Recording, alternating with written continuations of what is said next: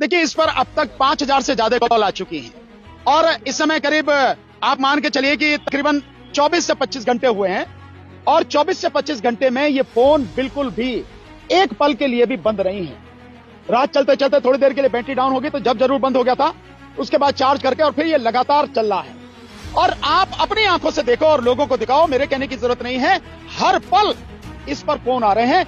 लोगों का रेस्पॉन्स इतना जबरदस्त है और ये जो मोबाइल फोन है, ये जो नंबर है, ये अब इस आंदोलन में जब तक चलता रहेगा। लोगों से अनुरोध है कि इस नंबर पर जो 9667222062 ये जो नंबर है मिस कॉल का, लगातार इस पर मिस कॉल करें ताकि देश की जनता भी जान ले, इलेक्शन कमीशन भी जान ले, इस देश की सुप्रीम कोर्ट भी जान ले, तमाम संस्थाएं जान ले कि कितने बड़ी संख्या में लोग ईवीएम से चुनाव नहीं चाहते। आप अपनी आंखों से देखिए, मेरे कहने की बात नहीं है।